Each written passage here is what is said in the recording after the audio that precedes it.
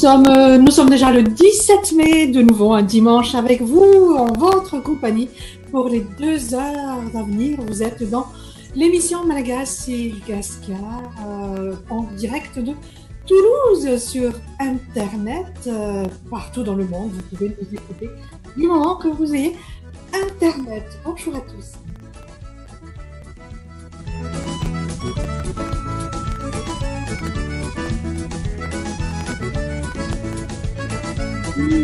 Kafanina lalana masy kitavino iarabana ianareo indray amin'izao fotoana izao alahady faha-7 May isika ary aty Toulouse izahay no mirabanao mbola eto amin'ny internet aloha hatramin'izao ny manolotra anao ny fandaharana mirabanao ary amin'izay misy anao ihatany any ary mirabanao koa Andriamatoa Jackie.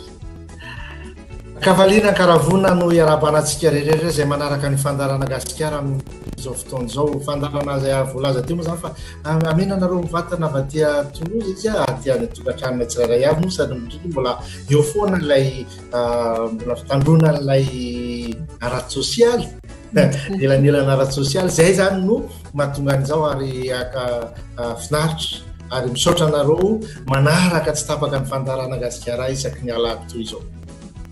Ny fandarantsika zany manomboka amin'izao ka hatramin'ny roa dia hisy ny hira atolotra anareo fantenan'izy io ary anareo koa afaka mangataka hira eto amin'ny gasikara.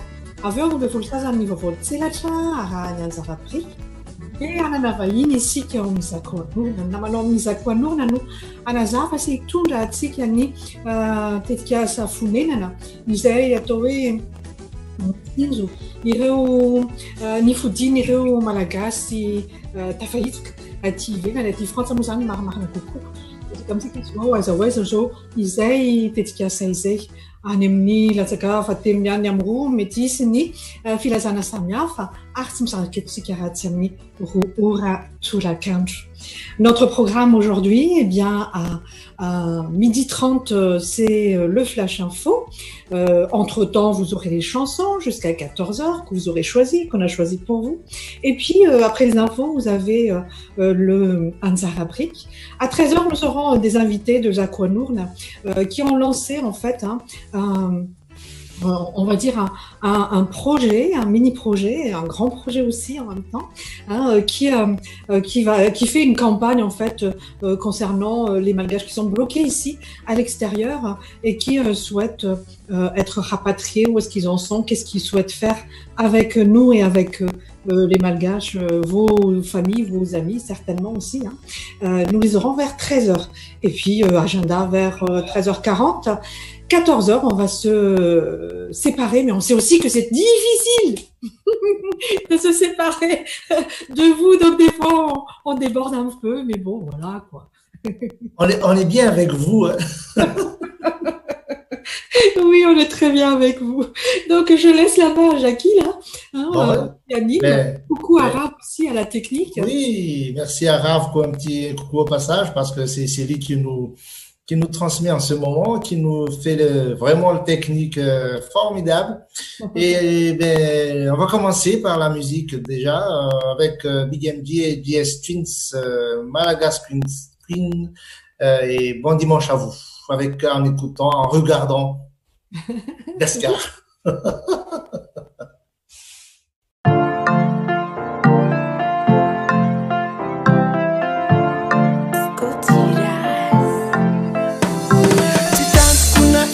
Guitarra beti Antana na rive tanu fevienisti Fiana kafienga nasi boko chiliara miss miliara Isko tiaku timangina toku maria zafatara Keza zati mangabaka foko Ize falani ni foko Fukaba ngatato kusoko Amnaro remanenza mangave Zana ganaro tieko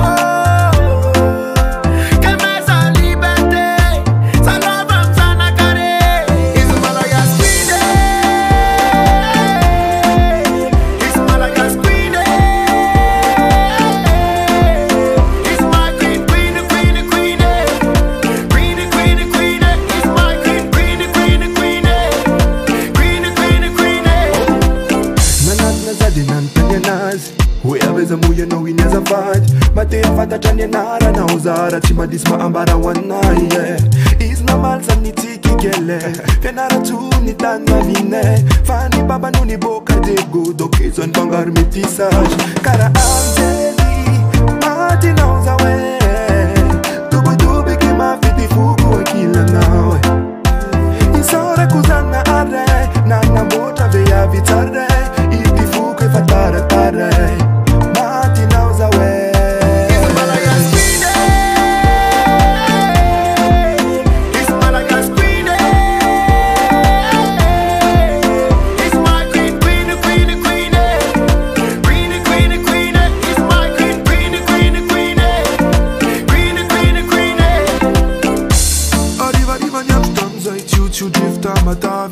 Hey, nana teta baby kanazani a forma be Otran ma ala sa dala be Ti tanti kon, ti resake Antan va va wa no zavia Ti anti kon, ni beta ke Antan tana na o mama ke Mati na uzawo, eh, mati na uzawe Misa ekti mi beta ke Fama kanya mi na we Sarano, I know you Ti ma vant, tati di you Ataran, via viga si me ve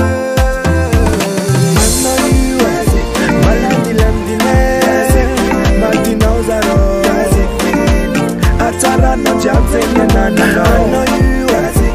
My love the landine. Manti knows I know.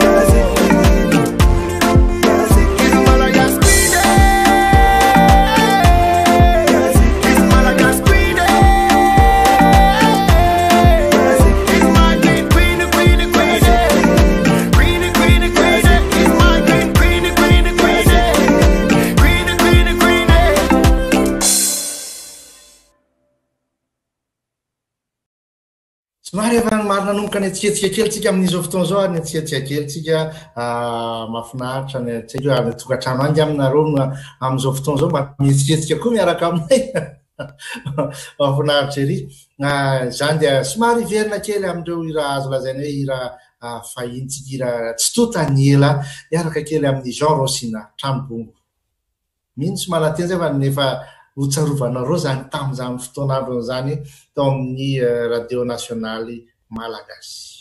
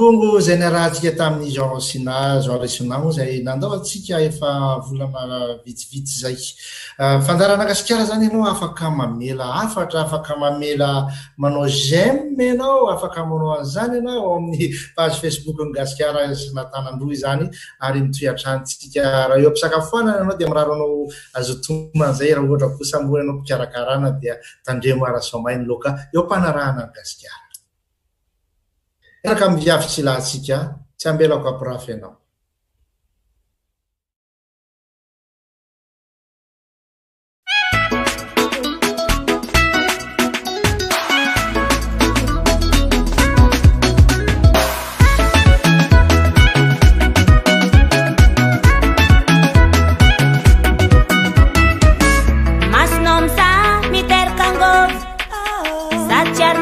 Lela karano io ambarko amno fanao fahinako miaramati amno zegny ny faniriako tokikinao sala sambarako sakanako fona fa tsy voararako karapampiva resy maresa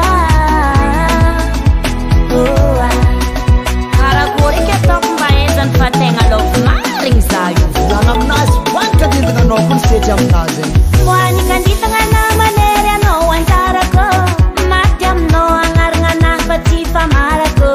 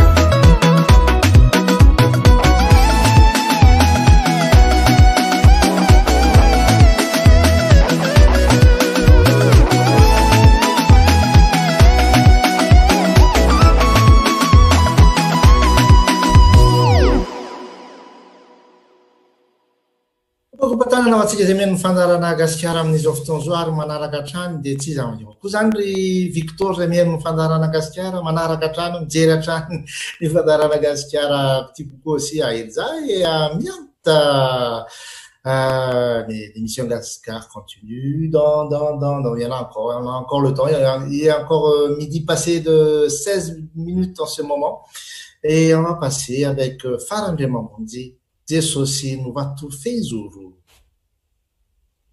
Bonne écoute à vous.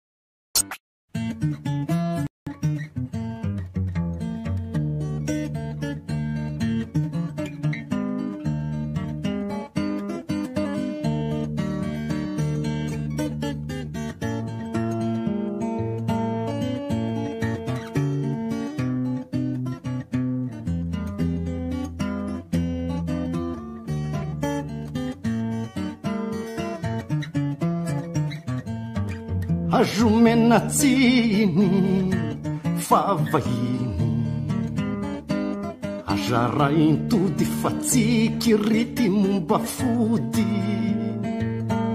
tena taly tsimbana halalo ajumenatsiny faresy zao ankehitriny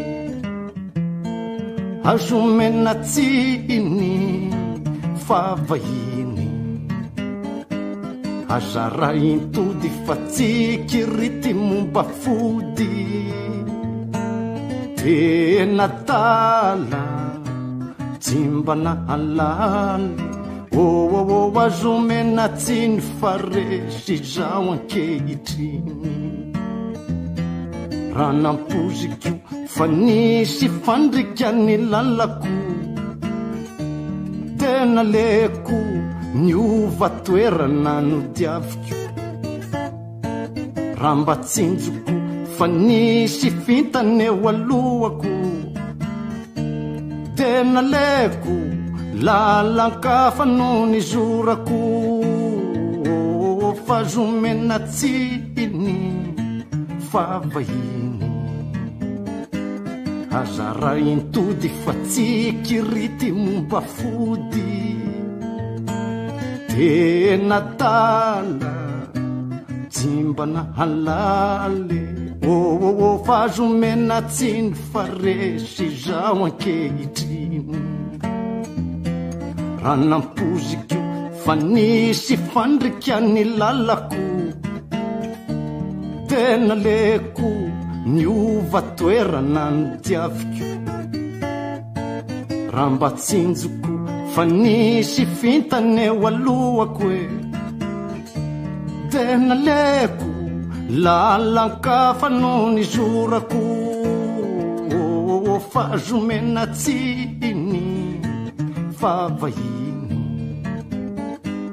azara intody fa tsikirity momba fody tena taleny ao jimbana halale fa zomena tsiny fa resy zao ankehitriny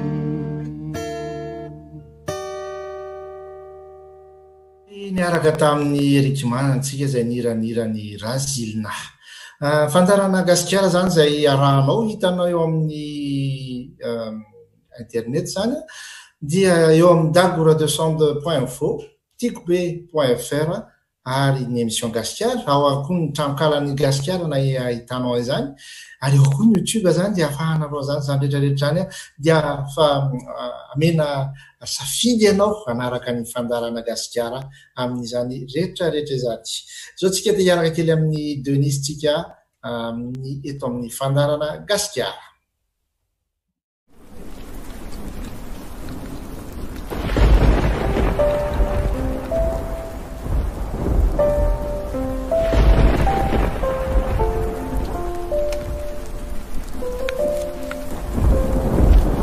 Zay marary aminao, marary aminay Zay mangotsoko aminao, mbo tsy diniko koa Rimorimo na salo, toniko afakeo anao Neza tanimbako, magnapoja ho aminao Isanandro vaky, anao mamela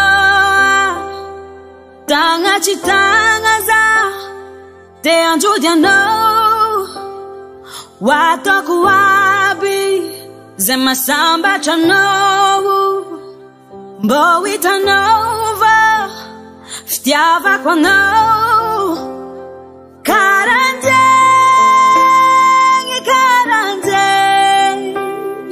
Ado Mitya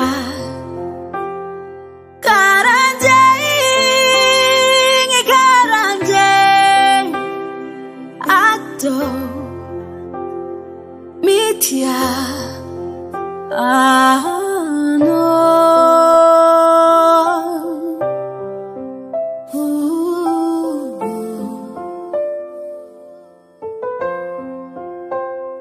Hek for tieno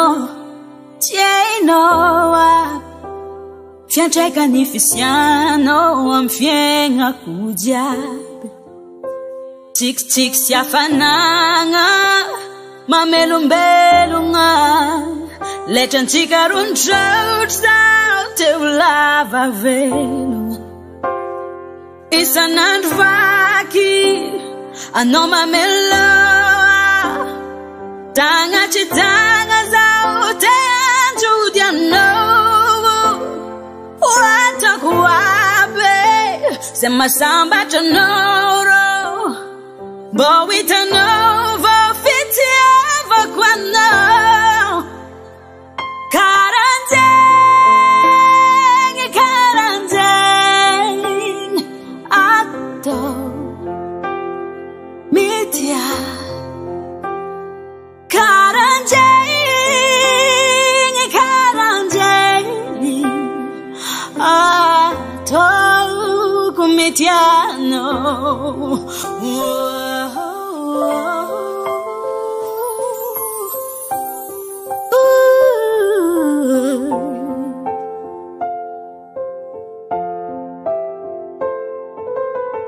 Tika siafanana mamelombelo ngai.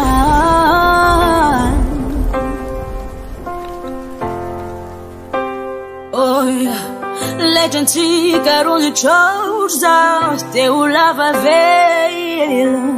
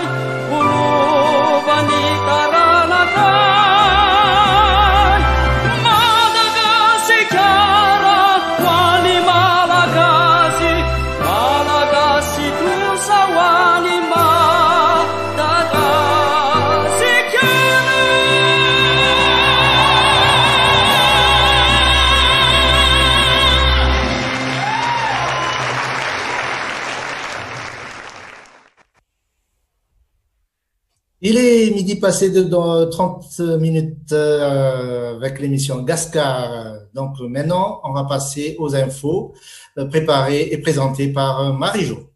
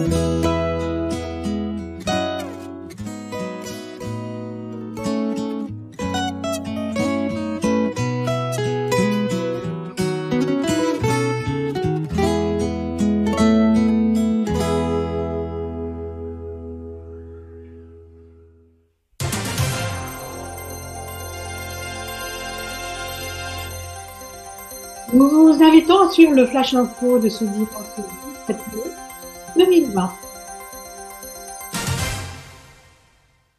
D'abord, la situation concernant le cas de coronavirus à Madagascar.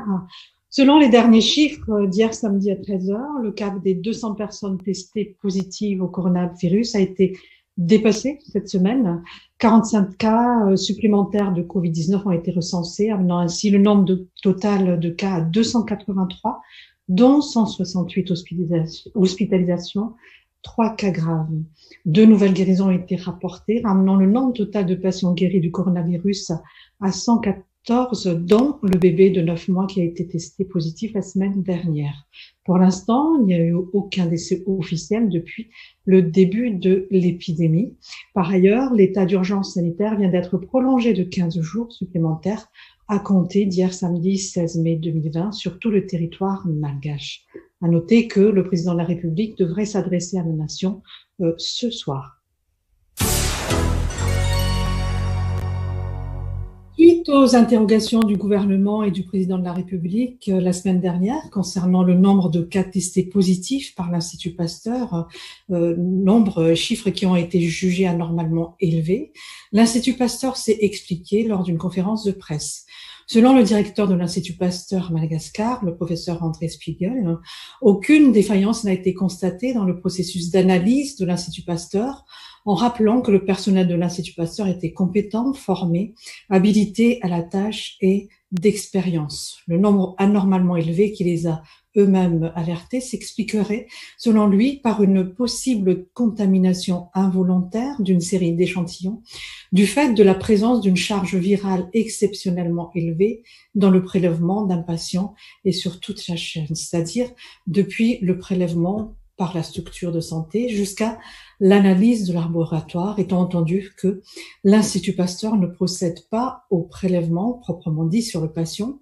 Cela relève des agents du ministère de la Santé et ne s'occupe pas non plus du transport de ces prélèvements. Actuellement, on ne sait pas encore à quel moment la contamination a pu se passer. Et côté chiffres, l'Institut Pasteur a procédé jusqu'à présent à environ 5500 tests, avec un maximum de 260 tests par jour. Et les résultats sont transmis au ministère de la Santé 2 fois par jour. À noter qu'un test PCR coûte aux environs de $20 l'unité. Et toujours dans le cadre du coronavirus, le président de la République malgache, Ange Radzun, a été interviewé sur France 24 et RFI cette semaine. Le sujet principal était le Tambaf CVO ou Covid Organics, le remède issu de la pharmacopée traditionnelle de Madagascar, présenté comme efficace contre le coronavirus. En réponse aux questions de journalistes, le chef de l'État a souligné que le Tambaf CVO a déjà fait ses preuves à Madagascar malgré le fait que l'OMS ne l'ait pas reconnu. Pour lui, le CVO est un remède à la fois préventif et curatif. Selon ses explications, c'est à partir d'observations cliniques que les scientifiques malgaches ont pu mettre au point le Tambaf CVO. Comme c'est un remède traditionnel amélioré, les tests cliniques ne sont pas exigés. Par contre, pour le CVO en version injectable, et donc qui s'apparenterait à un médicament et un traitement contre le Covid-19, des essais cliniques ont débuté.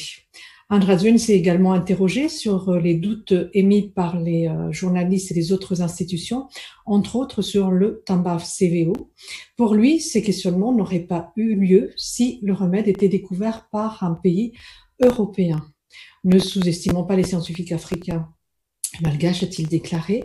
Selon lui, le problème du Covid organique, c'est que cela vient d'Afrique et cela vient aussi d'un des pays, le 133e pays le plus pauvre du monde. Sur la question des iséparses posée par les journalistes, Andrazun a précisé que la date du 26 juin pour une annonce d'une décision commune entre la France et Madagascar ne pourra pas être tenue, compte tenu du contexte sanitaire mondial qui a fait que les réunions de concertation n'ont pas eu lieu, mais que Madagascar tient toujours à revendiquer la restitution des îles éparses. Alors, hasard du calendrier, de communication ou pas, le ministère de la Transition écologique et solidaire française a annoncé qu'il a lancé une consultation publique concernant le projet de décret relatif à la création de la réserve naturelle nationale de l'archipel des Glorieuses. L'archipel des Glorieuses est l'un des 5 territoires constituant le district des îles Éparses, caractérisé par une grande diversité d'habitats côtiers et océaniques qui constituent le support d'une biodiversité importante, peut-on lire sur le communiqué. Afin de renforcer la protection de cet espace remarquable, une réserve naturelle nationale est créée. Cette création entraînera la dissolution du parc naturel marin des Glorieuses et se situera sur le même périmètre. L'objectif est de renforcer la protection de la biodiversité grâce à des moyens financiers et un gestionnaire présent dans la réserve. Cet appel à la consultation publique est prévu du 11 mai au 1er juin et ce projet était en stand-by depuis 2015. Du côté de Majunga et plus largement de la région Bouéni, le centre de commandement opérationnel CCOC est devenu CCOCD, centre de commandement opérationnel Covid-19 et dengue, dû au fait qu'une épidémie de dengue y sévit actuellement en plus du Covid-19. Ces 2 dernières semaines, les chiffres sont alarmants, même s'ils sont progressivement en baisse. Par exemple, si le nombre de personnes contaminées par la dengue était de 1200 du 4 au 8 mai, ce chiffre a baissé de moitié, c'est-à-dire 600 nouveaux cas de dengue du 11 au 14 mai dernier, ce qui fait tout de même un peu moins d'une centaine de personnes atteintes de dengue par jour. Le Fouctan d'Antan-Massadza est le secteur sanitaire le plus affecté, avec un taux d'attaque aux environs de 70 cas pour 1000 habitants. Puis vient le Fouctan de Tanambao-Soutema avec 30 cas pour 1000 habitants et 24 cas pour 1000 pour l'hôpital Mahabibou. On n'a par contre pas de chiffres comparatifs par rapport à l'épidémie, par exemple, de l'année dernière, pour voir s'il y en a eu beaucoup plus cette année ou pas. Pour rappel, la dengue se transmet plutôt par piqûre de moustiques et non pas d'homme à homme.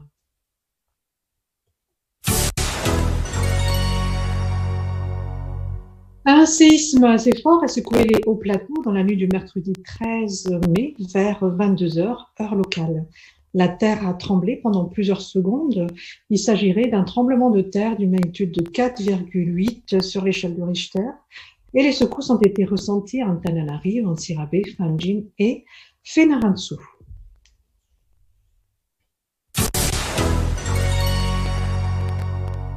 Et enfin, dernier titre, Chef Nono du groupe Zouar s'est éteint brusquement vendredi 15 mai dernier. Il était guitariste et bassiste, arrangeur aussi, accompagnant de nombreux artistes. Toutes nos condoléances à sa famille, au groupe Zouar et les nombreux artistes qui ont perdu un être cher en la personne de Sefu Nono.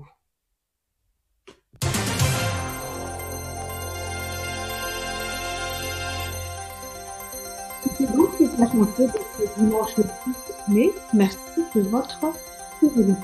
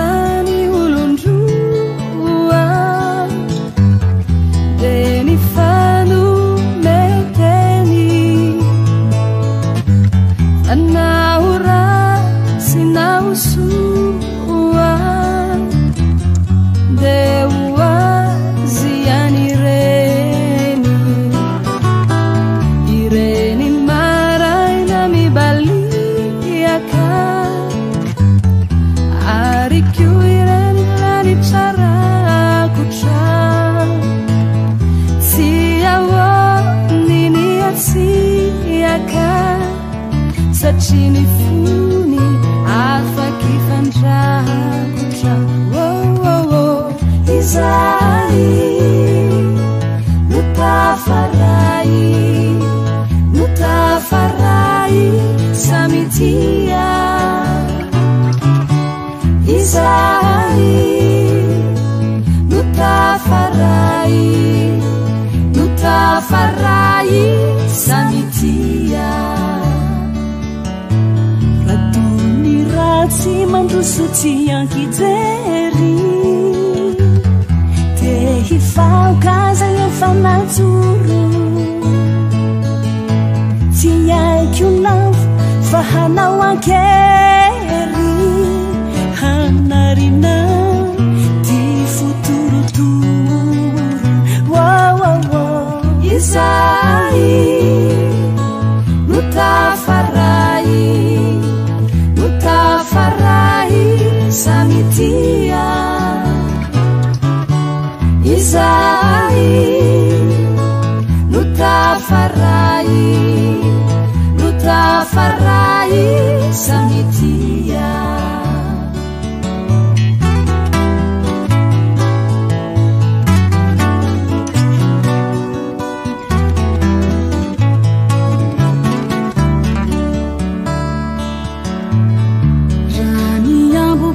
si masua betumeni faifana fairai sai mirai fu kanimi fana zavanu hanilala ramisi uluna miadaladala danani asambarana isikiaru si salasala handro kiti favalik ambana izai no tafarai samitia izai no tafarai samitia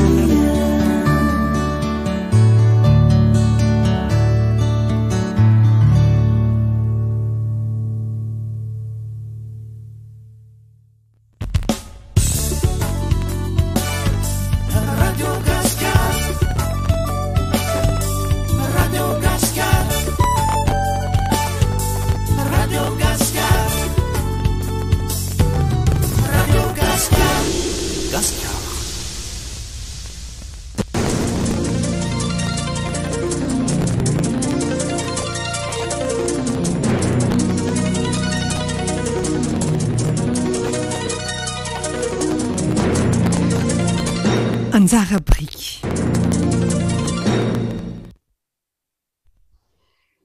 Marina tokoa fa nisy resaka nisy fotofoto zany tamin'ireny tarehimarika ireny tamin'ny herinandro momba ny coronavirus hoe firy marina hoana tomombana ve ny tarehimarika navokany Institut Pasteur. Eto moa zany dia tsy atao resabe iny aloha na izany manisy nasatsika ihany hoe any amintsika zany misy ireo atao hoe miezaka manome tarehimarika izay azony atao ihany koa. Misy indray rehefa gaga dia hoe avereno ihany koa, avereno kely indray mandeha le test moa zany fa sao dia tsy mety. Samy manana ny rariny izy ireo. Angamba ny tena atao hoe azontsika hoentina amin'ny anjara briksika dia ny tsy manakorotana ny saina loatra saingy mametraka amin'ny fanontaniana izay tokony hapetraka ihany koa hoe mona tsara moa zany ny atokisana fomba tokony atokisana ireny tarehimarika ireny. Tsosokevitra fotsiny ihany koa nefa na izany hoe rehefa ohatr'izay ihany dia tsara angamba raha ohatra ka ny manampahaizana ny dokotera sy ny rehetra ihany koa tena manazava antsipirehany na ohatra zany na amin'ny radio zany na amin'ny télé zany na eny amin'ny haut-parleur eny an-dalana eny koa maninona zany raha ohatra ka mahasoa. Izay aloha voalohany indrindra ny anjara briky hoe mila zany mila famerenana ny fahatokisana rehefa tsara aloha zany ny fifanazavana fa iny ihany ny aiaitsy ho isika amin'izao fotoana izao ka mety afinaritra ihany raha maheno isika hoe ny ministra ny fahasalamana izy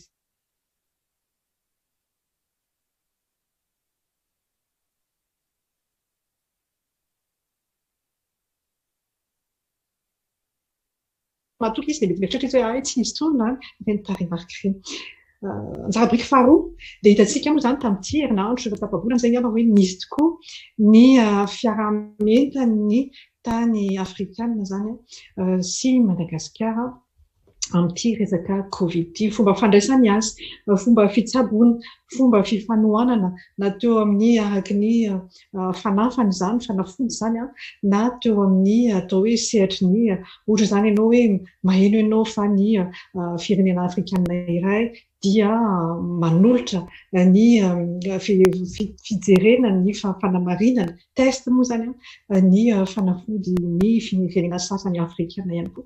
Efa hita zany fa miara-miasa hananana fomba fiasany manokana ny afrikanina dia zay hoe sehatra voalohany faharoa fahatelo fahaefatra mpahameny amin'izany ny fiara-miasa amin'ireo mpifamoivodirindrina amintsika moa zany any Madagasikara. Misy koa nefa miteny hoe zay nga afrikanina mbola any ihany koa moa zany le resaka hoe zay nga afrikanina fa eny tompoko ao amin'ny continent afrikanina tsika tsy afaka hiala amin'izay tsika. Misy miteny hoe fanareo nga moa mpanavakara-bolokoditra no miteny hoe Afrika sy Madagasikara tsy voatery fa zao na ankabeazan'ny olona koa rehefa miteny hoe Afrika ianao dia tsy tsarony mihitsy ao anatin'izay ange Madagasikara dia tsy maintsy tenenina indraindray hoe Afrika sy Madagasikara na amin'izao faharoapolo sy roa arivo izao raha ny zavatra tenako manokana aloha indraindray raha afaka any amin'ny mpivarotra na farmasia tsy hay zany na iny mbola anontaniny ihany hoe domtomina moa zany Madagasikara zany mampitianosongosona ka anjarantsika ihany koa zany miady amintsika hoe isika sady any amin'ny océan Indiana no ao amin'ny continent afrikanina ka samy afaka hifanakalotra ekefa na amin'ireo nosy rahavavy zany na amin'ny ireo tany maro ao amin'ny Afrika. Somary atao hoe enjakenjana ihany le maheno hoe nareo nga tsy matahotra ny tsy ho gasy sa maninona ny afrikanina etsy toko dia zay fomba fiady voalohany indrindra mirahina le mifanakalotra ekefa dia miaraka miatrika amin'ny fananany tena sy ny zavatra hain'ny tena miaraka amin'ireo tena akaikinao ireo na ara-ekonomika zany na ara-pahasalamana zany na kultoraly zany misy ifandraisany avokoa. Zao angamba amin'ny fotoana voalohany fotoana vaovao moa zany fa tsy voalohany indray ahafahana mandray andraikitra amin'izay.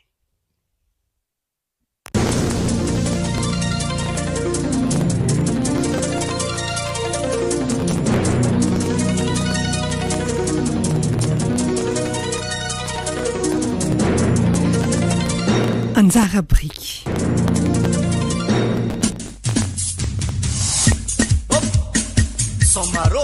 Gascar. Gascar. Découverte. Interview. Flash info. Agenda culturel.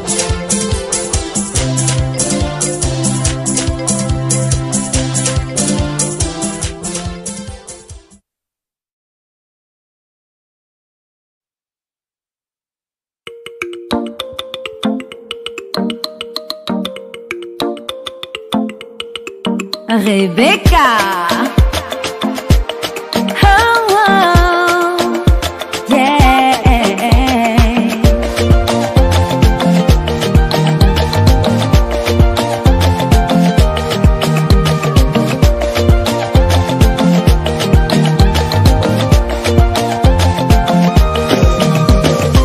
Ya ragazzi diciamo zao ama che va che dunia isquatiano.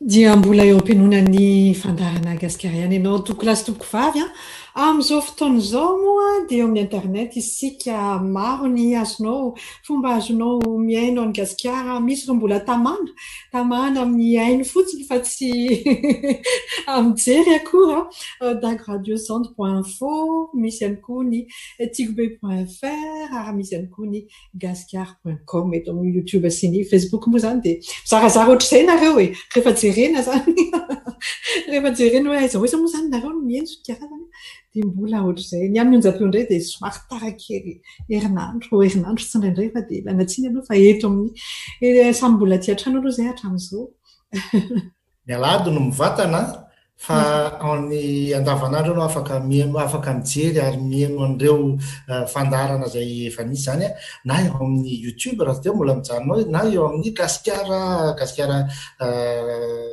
.com en différé maro zany ny raha manaraka dia iny moa zany eto aloha dia misaotra an'ireo olona marobe izay niaravany za nisa arabaasy tompotoana ianao ireo olona marobe maro maly zany fa dia mahafinaritra fa tsy rery fa nisy natsiaro mipetsaka zany dia neto zany dia hira anankiray hiran'ny Njagatiana izay atolotry vero ho an'ny tena koa dia makasitraka dia misaotra betsaka ny vero arabaina ianao saotra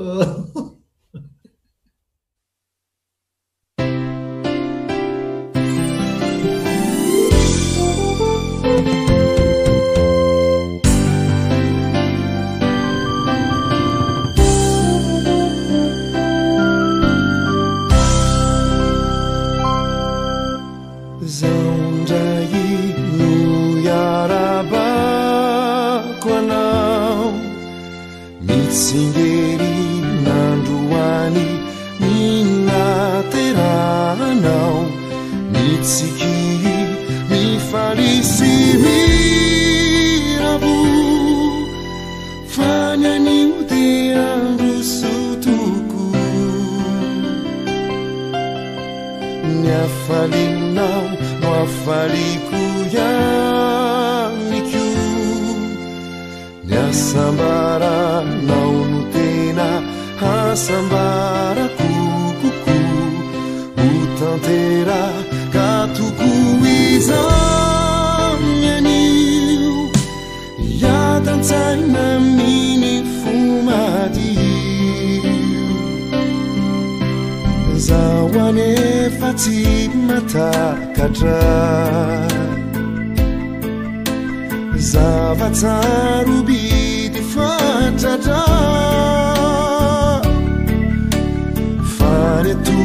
turuchuizao deni hirakuanao arabaina fatatini fetinao arabakamanu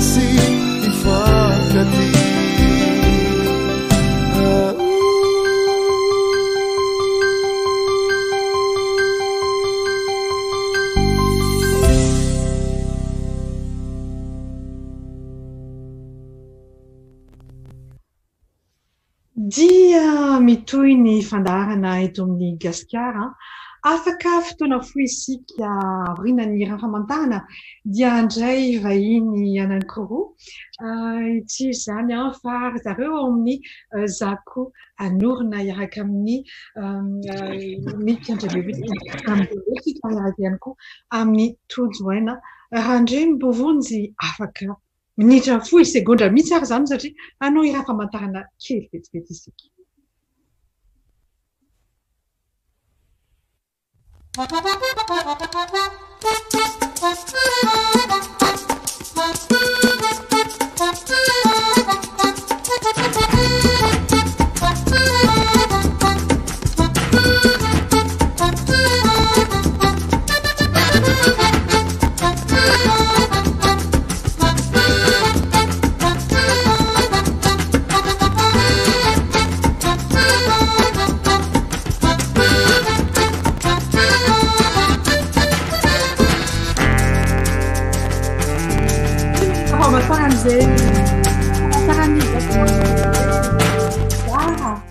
Mizara ny mahasoa eto amin'ny Gasikara sy ireo finiavana eto aty ivelany moa zany na ohatr'izay ataontsika amin'ny teny malagasy ny fandraisana azy mahala reto, avy eo tsika hanohy azy koa amin'ny teny frantsesy malagasy ary zay moa efa fomba eto amin'ny Gasikara. Miarabanareo zany Zako anorina izay ery miaraka amin'ny Mika sy Tojo isika, Tojo sy Mika zany Mikandrembelo, Tojoaina, Randrembovonjy eto amin'ny Gasikara. Miarabanao Marie-Jo Fokara, misaotra betsaka anao amin'ny fandraisana anay eto amin'ny émission Gasikara dia miaraba amin'ny ekipa rehetrarehetra ny Gasikara ary ireo mpanaraka tsy tapaka ny émission. Fa miaraba tompoko. Misaotra tamin'ny fanasana voalohanteny angamba dia miondrika mpanajana amin'ilay olona 7 taona nodimandry noho ny coronavirus tany Madagasikara. Zay angamba voalohanteny. Faly miara-panareo. Zay zany no azo lazainay voalohany fahafatesana ara-ofisialy ny coronavirus. Indrindra. Zay voalohany hatramin'ny 19 mars moa, 3 volana taty aoriana vao nisy ny fahafatesana ary fantatra koa fa manomboka mirongatra bebe ny coronavirus any an-toerana. Efa ho 300 ny olona efa tratratra nanomboka tamin'ny 19 mars. Zay indrindra. Momba an'io coronavirus io moa zany dia nisy ny atao hoe fidiny ny sisy tany rehetrarehetra atao hoe saika manerana izao tontolo izao. Misy ny olona moa zany any Madagasikara tavajanona any Madagasikara, misy indray ny malagasy tavajanona aty ivelany. Ka momba io tetsikasa io indrindra moa zany antso nataonareo momba ny resaka ahoana fiantso azy fonenana sa fonenana tetsikasa sa ahoana fa antso fonenana sa tetsikasa fonenana raha atao amin'ny teny malagasy vetivety fontsy ny ngamany atao hoe sady antso le izy no tetikasa. Antso satria ny atombohan'ny tetikasa fonenana zany dia antso avy nataon'ny mpianatra malagasy izay monina ty andafy izay Kevin Randriamanana zay. Tononiko moa ny anarany satria tsy nametraka olana izy amin'ny fahafantarana ny anarany. Ka antso avy no nataony ho an'ireo manam-pahefana mba ahafahany zareo mijery akaiky ny zava-misy ho an'ireo malagasy izay mihitsika aty andafy noho ny fihiboana sy noho ny fidiny sisy tany nefa mandalo fotoan-tsaritra na ara-pahasalamana na ara-bola na ara-materialy na ara-tsaina. Koa mitebiteby ny fianakaviana ny vola moa lany dia le antso ataony zany dia hoe tsy hoe te hody le olona fa mila mody. Dia teo zany zay Zako anorina ny eritreritra. Zay moa ny ahafantaran'ny olona anay dia amin'ny alalan'ny inisiativa nataonay taloha hoe Zako ifidy zay resaka fiarovana ny zo ny diaspora malagasy maneran-tany ary eto Frantsa moa misy anay. Dia eritreritra zay hoe tokony ampiana iny antso iny mba azo feofeo kokoa. Ary navadika ho tetikasa le izy avy eo tetikasa izay kasanay atao miaraka amin'ireo manam-pahefana raha toa ka renin zareo le antso ka ho sensible amin'izay zareo ka vonona hiara-iasa aminay. Voalazana tao Mika Andriambelo zany le Zakoanorona hitomboka tany amin'ny Zakoifidy tolo anisany ihany koa nanorona nio Zakoifidy Zakoanorona io. Nareo moa zany tanora tsy hoe manana andraikitra amin'ny toerana mikarakara malagasy fa tanora tsotra, olom-pirenena tsotra. Zay Olom-pirenena tsotra tsy hoe manana andraikitra amin'ny fanjakana na inona na inona fa mahatsiaro manana andraikitra ho an'ny tanindrazana sy ny actionnay moa concentré eto amin'ny diaspora dia manana andraikitra izay ampandrosoana ny fiainana, tsy ny fiainany fa ny mba mety hahasoa azy ireo amin'ny maha olom-pirenenanay. Dia raha miresaka ny andraikitra efa nisaninareo zany, jerena hoe tsy hoe maro fa na fonjafonja ihany ny fampiraisanareo ny diaspora taty afaka averina vetivety ve ny tena hoe asa resaka bariasy, resaka fividianana na ohatr' izany mba ahafantaran'ireo mbola tsy tena azo atao hoe mahafantatra anareo satria miainga amin'izay koa le fotom-pisainana hoe hitondra anareo an'ity dedikasa fonenana ity. Na le dedikasa efa nataonareo zany hatramin'izay na etsika moa zany ny fiteny azy ihany koa. Raha verina vetivetika zany ny zava-bitanay ka hatramin'ny taona 2024 teo ny tena niforona zany ny Zakoanorona. Rehefa vita ny initiative Zakoifidy momba ny droit de vote de la diaspora dia maromaro any izay zany dia manatanteraka karazana atelier citoyen atao hoe takalo dia manasa olom-pirenena izay malagasy ampelezana toanay mba ahafahana manao resaka dinika tafatafa momba ny sujet anankiray zany izay mikasika ny Madagasikara, izay mikasika ny fifandraisan'ny malagasy ampelezana sy Madagasikara. Manarakarak'izay ankoatran'izay atelier citoyen izay ny ahafantarana anay koa ngamany dia nandritra ny FANZON, nandritra ny Coupe d'Afrique des Nations izay nanisan'ny nanatotosany FANZON voalohany teto amin'ny France, teto amin'ny Ile-de-France dia teto amin'ny France.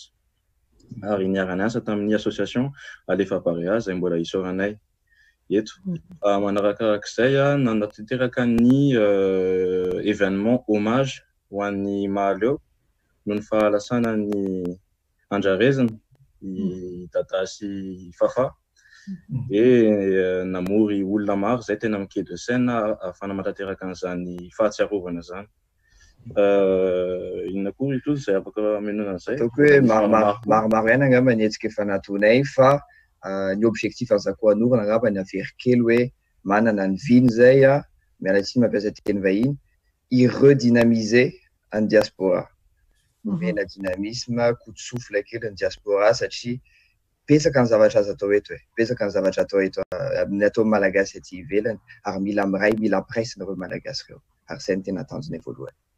Ary mba ampihoeko an'izay dia nisy koa ny fiaraha-miasina nataonay tamin'ireo azo lazaina hoe olo-malaza eo amin'ny sehatra ny fiaraha-miasa diasporika. Raha toa ka izay ny tenenanay an'ilay izy. Teo ny fiaraha-miasa niaraka tamin'ny Marie-Clémence Paes izay réalisatrice moa zany an'ilay horonan-tsary fahavalo momba ny zava-nitranga tamin'ny 1947 dia nanampy anazy izay amin'ny fanatanterahana ny karazana fiadik-hevitra tao aorianan'ny diffusion-n'ilay horonan-tsary. Dia niasa koa izay niaraka tamin'ny François Robos Mirary Zavolakoto izay économiste malaza eto France niasa be momba Madagasikara ary zareo nanoratra an'ilay boky hoe l'énigme et le paradoxe. Dia ny fiaraha-miasa ataonay miaraka amin'izareo zany dia karazana recensement na vondrona malagasy na miasa ao Madagasikara izay miasa eto France. Izay zany ny tanterahanay dia mbola maro ny afaka manasa anareo hanaraka anay amin'ny pejinay sy hanosika anay amin'ity tetikasa vaovao ity izay fonenana ary tetikasa goavana be fa mikasika manokana ny zava-iainana ny mpiray-tanindrazana amintsika eto France sy maneran-tany. Eny moa zany ny tetikasanareo maro hatramin'izay koa efa misy manahoana ny fifandraisanareo amin'ny manam-pahefana na eto an-toerana na ny any Madagasikara, misy ve izay fifandraisanareo zay? Fiara-miasa zany na fiara-miasa? Ataoko hoe ny fifandraisana aloha dia nisy efa nisy fotoana miona tamina olo manam-pahefana hijerevana izay azo anasoavana amin'ny malagasy ety andafy. Zay angamba zavatra afaka avaliko.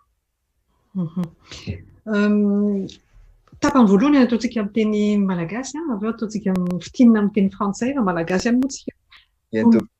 Aty ivelany. Io resaka fonenana io zany, ianareo ve zany ahoana tsara amin'ny fandehany?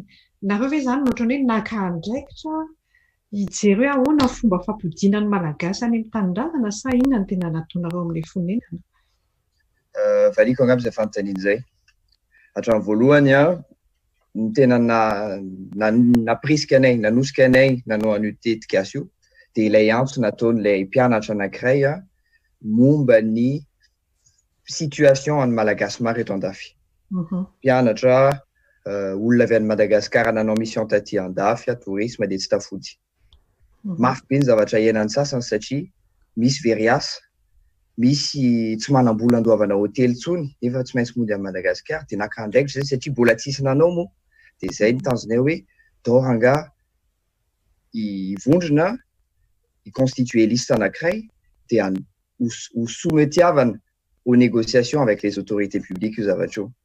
Donc c'est manao appel interpellena ny autorité publique satria zareo ny manana ny teny farany kanefa tsy mety io raha tsisy tosika avy aty aminay koa hoe miditra négociation hoe miresaka hoe ahoana ny ahafahana ampodiana ireo olona tena mila mody ireo ary mbola amafisika eto ny antso betsaka amin'izy ireo no tafiditra ao anatina situation catastrophique. Tena zavatra mila atao io ary mino fa hieno ny fitondram-panjakana ary handray ny andraikitra momba an'izay. Tenenao teo hoe tsy voatery ohatrany hoe olona nitsangatsangana taty dia tsy hitan'izay atao dia te hody amin'izay izy na ohatr'izany fa inona avy izao ny ohatrany hoe efa recensenareo amin'ilay situation hitanareo hoe étudiant, mpiasa. Zay mihitsy izany ilay izy. Voalohany indrindra zany dia averina tsara eto fa ilay tetika safonenana dia tsy resaka olona te hody any Madagasikara fa olona mila mody ho Madagasikara. Zavatra roa samihafa izany. Manarakarak'izay raha mpianatra tamin'ny voaloha no nanao ny antso avy mba hijerena akaiky ny situation dia hitanay fa maro dia maro tokoa ny situation impérieuse moa fiteny vazahana azy nisy. Raha fitinina ohatra zao nisy olona nitaraina taty aminay hoe tsy maintsy mody satria ny havany zany izay maty taty andafy teo alevina amin'ny Madagasikara. Mba izay ny faniriana farany nataony tamin'izy mbola velona hoe rehefa lasa dia tiako ilevina any Madagasikara na tanindrazako. Nefa no nifidiny sisy tany dia tsy nanana safidy avy zareo afa-tsy ny andefana azy any amin'ny morgue aloha. Nefa ny fantatsika rehetra fa ny fijanonana amin'ny morgue dia tsy afaka ho elaela na mandrakizay. Ka temps d'urgence zany izay olona izay mba ahafahany manatanteraka soama tsara ny afatra farany navelany sakaizana. Fa nefa tsy afa manoatra izy no fidiny sisy tany sy no ary indrindra no tsy fijerebana akaiky an'izay situation d'urgence zay. Misy koa ny olona mpandraharaha tonga taty anatanteraka fionana amin'ny resaka asa, amin'ny resaka fandraharana kanefa nitsika taty no fidiny sisy tany. Ny orinasa tsy maintsy mbola mihodina any Madagasikara mila anazy. Sarotra ny manao communication à distance na dia efa eo ary ny teknôlôjia amin'izao fotoana izao. Misy zavatra tokony jerena akaiky tsy vitsy zany. Eo ihany koa maromaro satria eo ihany koa ny araka ny teneny teo mpandraharaha tonga taty andafy nanao mission fianakaviany irery any Madagasikara ny zanany mivady aman-janany mandritra ny 4 bolana 5 volana mety 8 bolana tsy fakahita sarotra be. Eo ihany koa ny lazaina teo mpianatra moa mpianatra veriasa kanefa mety tsy mahazo aide tsy ny olona rehetra mahazo aide aty mety tsy mahalo fatrantsony mandritra ny 5 bolana nefa raha mba mody any Madagasikara mandoa billet d'avion fotsiny dia tonga any Madagasikara dia milamindamina kokoa. Reny zany les situation maromaro tena maro izy ireo misy témoignage hoe misy malagasy coincé any Kenya 9 any États-Unis eto Frantsa moa maro dia maro constituer liste zay efa maherin'ny zato ny olona nisoratra anarana atao anatiny. Any aminareo zany no misoratra anarana raha hoe te hitondra zany eo anoloan'ny manam-pahefana hoe izay rehetra rehetra reto. Izay indrindra. Une constituée liste en akreza, Surachanarana, avec les détails coordonnées importantes, notamment les raisons de la nécessité d'un rapatriement. Et il listine Natonewe, Mila crédible, Mila Mafunza, afin Miado Nuzavachua, et Nemanapaefa. Ari, na revezani, efa na fakaita tamin'ny ambassade taty, na ny consulat taty, tamzany. Ohatrany lista de contacter nareo na ohatr'izay. Momba nitetika asa fonenana moa mbola tsy nisy fionana mifanatsitava. Fa talohan'izay mba efa nisy dia nohon'izay efa nisy fifandraisana izay no antenanay hoe voafaly ny manam-pahefana ao amin'ny masovoantsika ny antso hafa izay ataonay sy ireo olona manaraka anay. Fa ankoatr'izay dia en fait nandefa mailaka izahay. Efa herinandro lasa izahay, donc voilà, nirindra teny momba an'ilay izy zany dia nianananay an'ilay listana olona mila mody à Madagascar ary ny engagement anay ny fahafahanay miara-miasa miaraka amin'ny Masovo mba hanatanterahana ny resaka logistique rehetrarehetra ahafahana manateraka an'ilay fampidinana ireo olona mila fampidina nahazo valiny ve nareo inona saritsary ny valiny azonareo ohatra? Hatreto aloha mbola tsy nahazo valiny zay tamin'ilay mailaka nalefanay fa hanao relance zay mazava ho azy. Kanefa faly tokoa zay satria efa nisy initiative anankiray niraisy ny ambassade de Madagascar eto andafy nametraka zareo plateforme d'entraide entre les citoyens malgaches.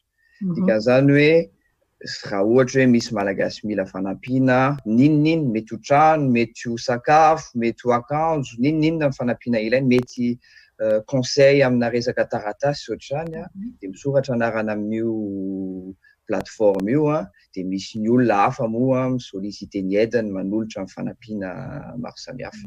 Dia efa mahafaly anay izay ataoko hoe valiny satria tsy valiny mety hoe tsy valiny antso nataonay fa efa mba fandraisana andraikitra nataony izay. Ary izay mbola miantso averiko ihany miantso ny fanjakana sy ny fitondrana handray andraikitra bebe kokoa amin'ireo malagasy tavelaty ireo. Ivadika amin'ny teny français sika tous Mick, nous sommes avec Zakwanur, comme vous l'a dit au début de cette émission, qui font une campagne. En fait, je laisse Zakwanur expliquer la campagne par rapport au rapatriement de ceux qui ont besoin de rentrer chez eux, à Madagascar notamment. Actuellement, une campagne sur Internet, c'est ça, et au niveau des ressortissants malgaches qui sont bloqués ici, c'est ça, tout de suite, Mick. Bon alors, rebonjour à tous nos auditeurs et auditrices qui nous suivent cette fois en français. C'est l'association Zakwanur, donc représentée, comme elle a bien présenté Marie Jofokar, par moi-même, Mika Ndjambel et tous Ranjambovons.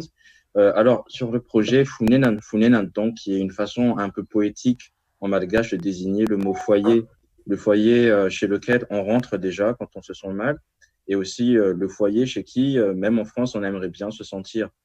Alors, ce projet, il est né en fait d'un appel sur les réseaux sociaux qui a été fait par un étudiant malgache en France, Kevin Ranjiaman, donc je prononce son nom parce qu'on a obtenu son accord par rapport à cela. Donc, il a fait un appel aux autorités pour voir de près les situations dans lesquelles sont englués bon nombre de nos compatriotes coincés en France du fait de la fermeture des frontières, du fait du coronavirus, mais qui pourtant sont de plus en plus précarisés financièrement, moralement, mentalement, si je reprends ces mots, et oui, psychologiquement, administrativement. Voilà, la boucle est bouclée. Donc, cet étudiant a signifié l'inquiétude de plus en plus forte des parents et des proches à Madagascar par rapport aux deux.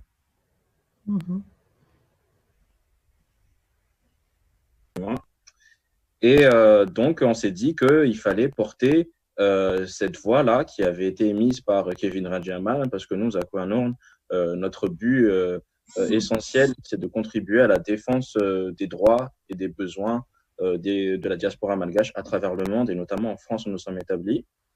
Et donc, on s'est dit qu'il fallait porter cette voix, d'où l'idée de constituer en fait cette liste de nos compatriotes qui manifestent un besoin impérieux de rentrer au pays pour diverses raisons. Alors, au début, c'était les étudiants, Mais on s'est rendu compte au fur et à mesure que le questionnaire, enfin que le formulaire se remplissait, qu'il y avait une multitude de cas qui dépassaient le seul cas étudiant et qu'en fait, on était face à un vrai problème social, une vraie problématique sociale qui nécessitait une action d'urgence concertée, coordonnée entre les structures étatiques, en premier lieu l'ambassade, et les structures associatives comme la nôtre et toute association qui voudrait nous rejoindre dans ce projet-là. Donc voilà le projet Funen, donc constitution de cette liste, négocier avec les autorités pour obtenir des dérogations spéciales pour procéder au rapatriement, et enfin voir ce qu'il est possible de faire pour soulager la précarité de ceux qui ne pourront pas rentrer, donc ceux qui restent sur place et font face aux restrictions sanitaires du coronavirus. Voilà.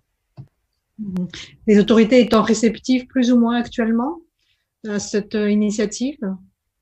Il faut rappeler que nous avons déjà envoyé un mail à l'ambassade de Madagascar en France. Nous n'avons pas encore eu de réponse, mais sommes quand même contents qu'il y ait une initiative qui a été prise par ces derniers. Entre autres, la mise en place d'une plateforme en ligne d'entraide entre les citoyens malgaches. Par contre, nous appelons à plus de responsabilité de leur part.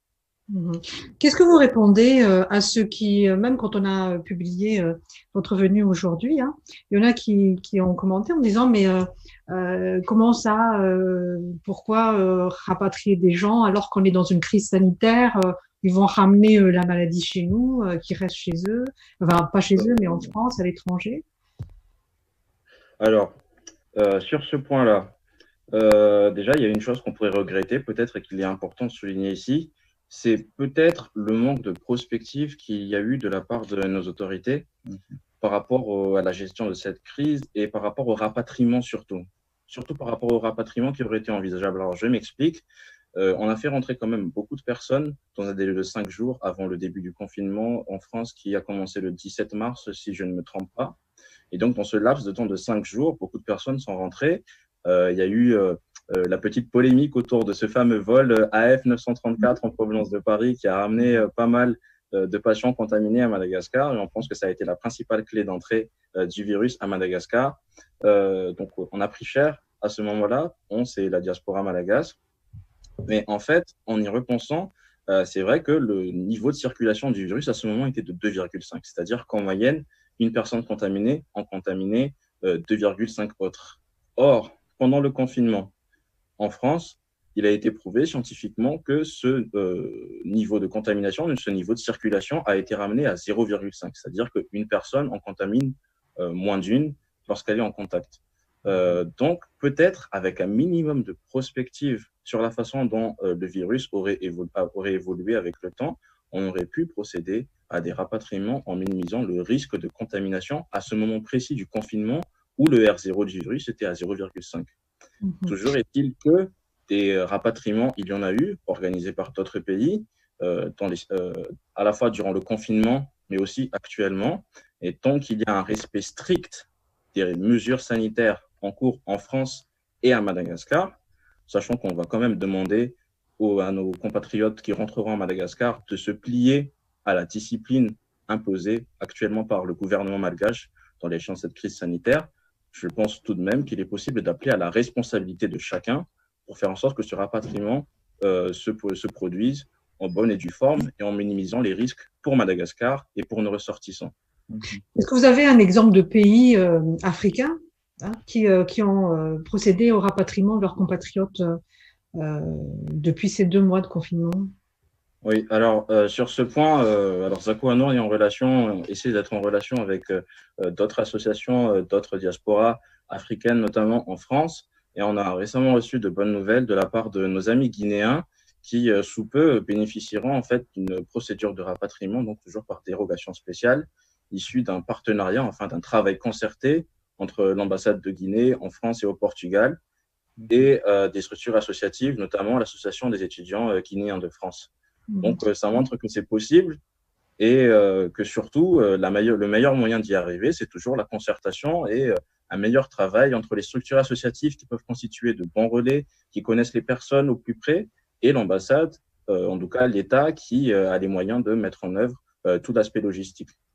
Et j'aimerais peut-être préciser un petit exemple.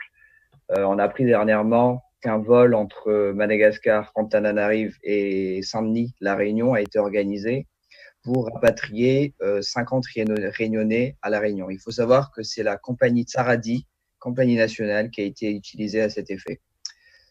Selon moi, c'est un avis peut-être, ça aurait pu permettre de rapatrier certains Malgaches qui sont coincés à La Réunion aussi. Par contre, ça n'a pas été fait parce que l'avion est revenu vide à Madagascar. Oui. Exactement. Où sont les autorités quelque part? Exactement. C'est une question de volontarisme exactement. politique. Il n'y a pas encore, je pense qu'il n'y a pas encore de volonté sur cette question actuellement. Et c'est ce qu'on essaie de pousser. La volonté freinée par, moi si je lis un peu ce qu'il y a dans la presse, c'est un peu côté sanitaire, c'est comme si ils n'étaient pas prêts à recevoir. C'est ça l'argument que vous supputez, vous qu'ils ne sont pas prêts à recevoir les gens qui sont d'ici? Probablement, mais nous estimons que ce n'est pas forcément une excuse pour ne pas prendre ses responsabilités envers ces personnes en situation impérieuse à l'étranger actuellement. Et encore une fois, le niveau de circulation du virus n'est plus du tout le même. Donc, le risque présenté par un individu venant de France est beaucoup plus moindre que le risque présenté par ce même individu avant le 17 mars, date fatidique à laquelle les frontières ont été fermées. De plus, il faut quand même reconnaître que, malgré les petites turpitudes qu'il y a eu récemment entre l'Institut Pasteur de Madagascar et l'État, il apparaît quand même que l'État parvient ne serait-ce qu'à suivre à peu près l'évolution de la situation sanitaire à Madagascar. Et avec notre fameux remède national sur lequel on ne reviendra pas, on ne prendra pas le risque de revenir par contre sur les tenants et aboutissants, on a quand même l'impression que pour le moment, sur les apparences et sur les chiffres, la crise sanitaire est quand même assez bien jugulée par l'État malgache. Donc ça, il faut quand même le reconnaître. Donc il y a quand même un minimum de confiance, je pense, à avoir envers l'État. Et peut-être que l'État doit justement faire montre de cette confiance en sa capacité d'organisation et ne pas craindre le retour de ses compatriotes, de ses ressortissants qui sont demandeurs d'une action de l'État.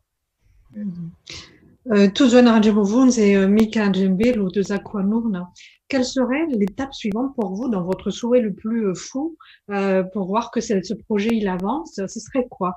Et puis pour ceux qui nous écoutent aussi, comment moi personnellement par exemple quand on a affiché que vous alliez être les invités, 3 appels, ne serait-ce que moi, pour dire moi je me sens concernée, qu'est-ce que je fais? C'est quoi le petit pas? L'étape suivante, ce serait quoi? Pour moi, l'étape suivante, ce serait déjà une réponse au mail envoyé à l'ambassade de Madagascar à Paris et au moins l'ouverture de concertation ou de discussion auprès de l'État malgache, entre l'État malgache avec les autorités publiques sur la question du rapatriement, sur dérogation spéciale. Il faut au moins que les discussions et que le sujet soient évoqués. Quant à moi, je rejoins en fait les propos de tous. Je pense qu'on profite vraiment de cette émission, de ce passage dans cette émission phare de la diaspora malgache en France pour encore une fois lancer un appel à l'ambassade pour répondre à notre mail. C'est vrai que dans l'ordonnancement des choses, on a lancé l'appel. Il y a des gens qui nous ont contactés et qui disaient parfois regretter le fait que dès le début de cette crise sanitaire, l'ambassade n'ait pas pris les mesures sanitaires déjà pour rassurer la population malgache en France et aussi pour évoquer les possibilités de rapatriement ou de prise en charge de certaines situations. Donc, quelque part, il a fallu attendre notre appel pour avoir une prise de position officielle de l'ambassade sur le devenir des ressortissants malgaches en France. J'ai envie de dire, quelque part, c'est pas grave. Quelque part, nous, structures associatives, justement, nous sommes là pour lancer ces appels-là, être des espèces d'entrepreneurs politiques qui allons amener des sujets sur la table. Parfois, l'ambassade, c'est vrai, ne peut pas tout faire. Mais c'est quand même la preuve, justement, qu'il y a des ressources dans les structures associatives sur lesquelles il faut capitaliser pour construire des choses en commun dans ce rapatriement. Donc, après ce premier épisode du projet Funenen, j'en appelle donc à la responsabilité, au sens des responsabilités de l'ambassade, pour engager un dialogue franc et rapide avec nous, justement, pour penser toute la partie logistique, à la fois sur la logistique de rapatriement, mais aussi nous sommes prêts à collaborer sur la logistique de prise en charge des situations précaires pour ceux qui ne pourront vraiment pas rentrer, parce que ne seront pas prioritaires au vu d'autres situations un peu plus impérieuses. Donc, l'appel est lancé une deuxième fois. On dit jamais 203, mais on espère ne pas en arriver là. Et en tout cas, c'est vraiment en toute franchise, en toute honnêteté, en toute simplicité, on va dire, et en toute volonté citoyenne qu'on est prêt à travailler avec les autorités et avec d'autres associations ou personnes engagées qui souhaiteraient nous rejoindre dans ce projet pour faire avancer les choses qui concernent au plus près les réalités vécues par nos compatriotes en France et à travers le monde. Ok, merci. Pour ceux qui nous écoutent, qui sont dans ce cas-là, peut-être que Jackie a d'autres questions. C'est quoi le lien? Où est-ce qu'on peut s'inscrire? Parce que bon, voilà, mine de rien, il y en a vraiment beaucoup de ces cas-là autour de nous. Hein. Alors, pour la partie inscription, il faudra que vous alliez sur la page Facebook de Zakua Nourn. Vous aurez en publication épinglée le dit projet, le descriptif, une vidéo de présentation, un recueil de témoignages, et le lien sera là. Il suffira de cliquer sur le lien et de procéder à l'inscription. Une petite question. D'après vous, les gens qui ont vous contacté, est-ce qu'ils ont déjà contacté l'ambassade pour un rapatriement ou vous ne savez pas? Alors, a priori, oui. Il faut savoir qu'il y a déjà énormément de Malgaches qui se sont signalés auprès de l'ambassade. C'est un point important à préciser, ouais, je pense, parce que l'ambassade est censée être le premier interlocuteur. Tout à fait. Par contre, notre appel a eu lieu juste après. Et d'ailleurs, on a eu énormément de retours des personnes qui se sont inscrites, qui se sont dit, on s'est manifesté auprès de l'ambassade, on n'a pas reçu de réponse, etc., etc. Et on en est là actuellement. Les ressortissants malgaches de France ont déjà approché l'ambassade, ont déjà approché d'autres associations et d'autres structures. Pour venir compléter ces propos de tous, un autre projet sur lequel on aimerait collaborer avec l'ambassade, et voilà, qui touche un peu ce projet Funen, mais pas tant que ça. En fait, on aimerait rappeler justement que c'est bien en ces temps troubles de se tourner vers l'ambassade justement pour faire part d'une situation préoccupante, précaire et tout. Nous invitons aussi nos compatriotes aux responsabilités également pour se manifester auprès de l'ambassade en dehors des temps troubles et donc ne pas hésiter à s'inscrire sur les listes consulaires. C'est un aspect fondamental de la relation entre la diaspora malgache et l'ambassade. J'ai envie de dire que presque tout devrait partir de là.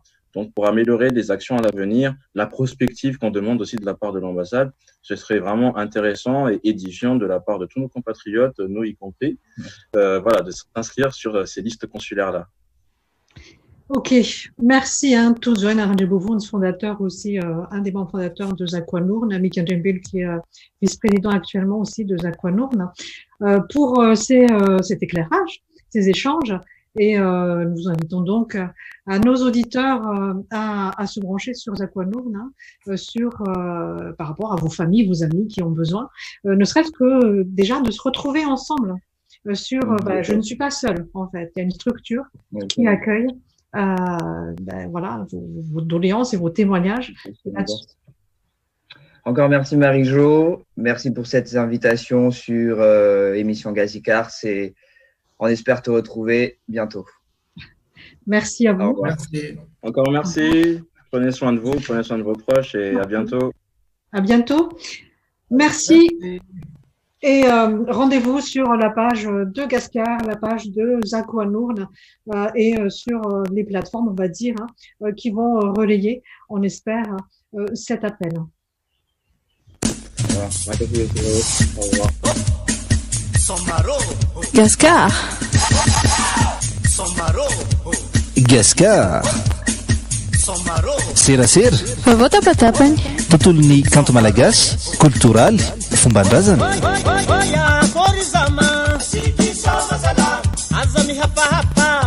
Gascar.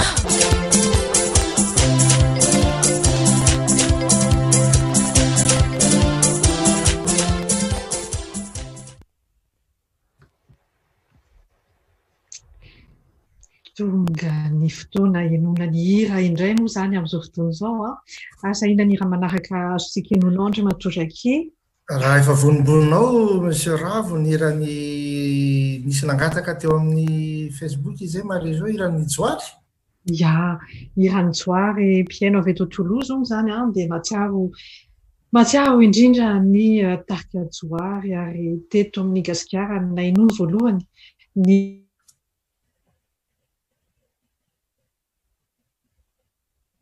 soleil.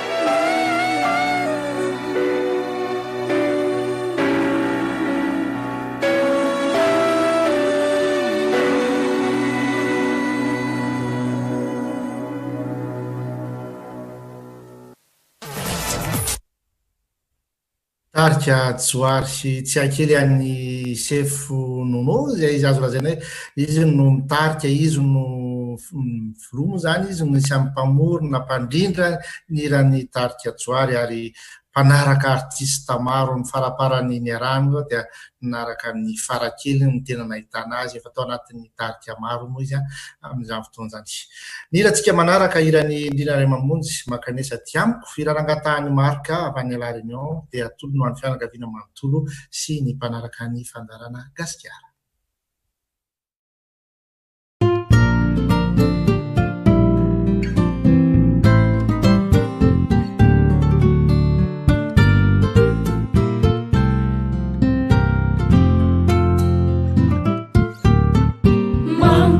Fanganesanya mitompiana raha tumavesacentana fiziane creano meni fisahara mana mahavotize de fitiavana manome ni fiadanana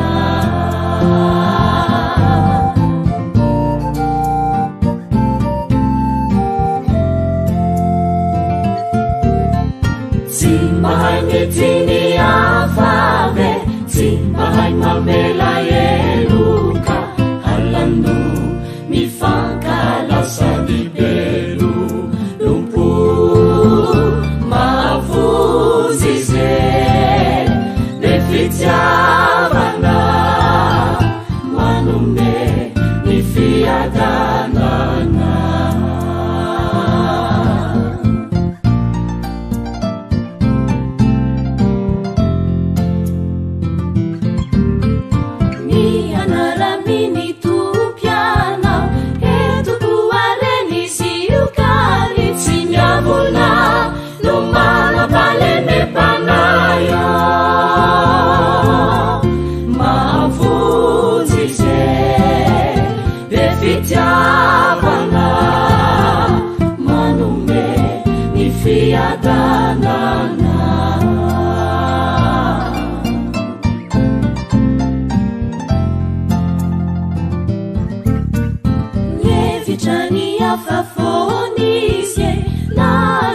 Fauriana natiater amboni azofitsalina mavuzize befitiavana manume nifiadanana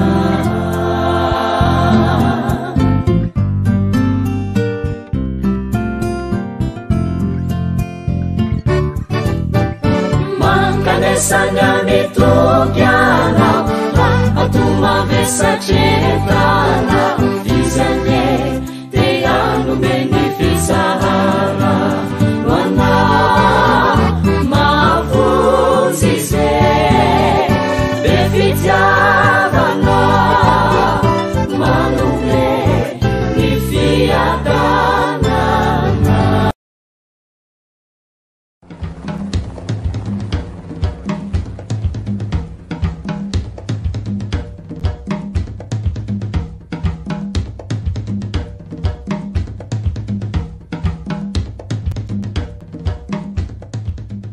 Zany fotoana izay rahantsika amin'ny atao hoe agenda moa zany am'izao resaka fiboahana zao dia mba afaka milalao ihany koa ianao miaraka amin'ny TikTok RNS challenge zany eo amin'ny internet RNS CEN zay ny TikTok rahana mandihy na misolo t-shirt ny RNS ianao na t-shirt lambahoany ihany koa moa zany dia anjaranao mba mandihy mandray ray minitra za efa nandray anjara mandritry ny ray minitra dia hoapartao an'izao tontolo izao mba milalao mba hatondra hafaliana amin'ny mpiarabelona aminao sy ny mpikirakira ny tambazotra serasera aminao RNS CEN TikTok RNS challenge zay ny filazana sady voalohany farany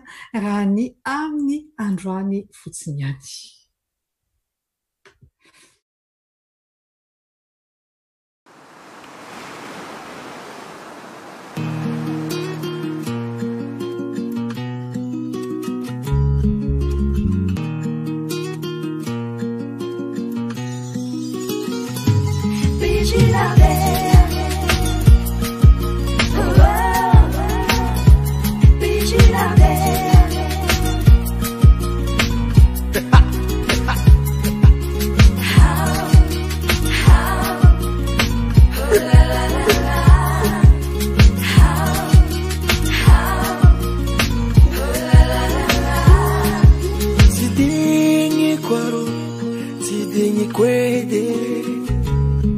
Nitaitano angatinano maruma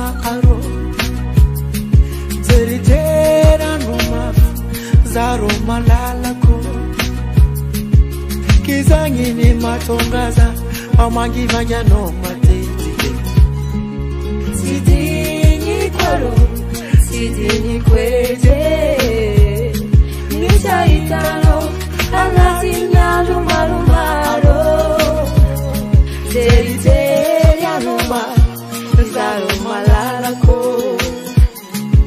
kizeni numatongaza amangivangano matetike masvirie ipitiaro itanofanatyama isinyanjo ndikushubaracha arainorananjo zinatokusakana isandai atoye fotunititati tunifuko aminofona nerichereche ndikushubaracha arainorananjo zinatokusakana isandai atoye fotunititati tunifuko aminofona nerichereche fotunititati tunifuko aminofona nerichereche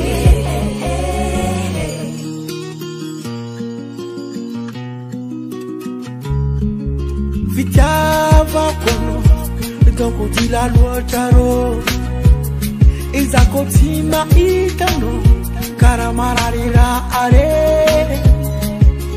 Ne fareti kuji Tima iva dukutera Disi olo kafeke Fonore kifana futi nyengiko Vitiava kono donko Efadila luotaro Zako sima itano Karamararirare Nefareti kuizi utima viva di kudera Sisi olo kafeke Valora ki fana furi nyaniko Magnificiava kwa nao Itano fanatiama hizi nembo Niko chuparacha Ana inorananjo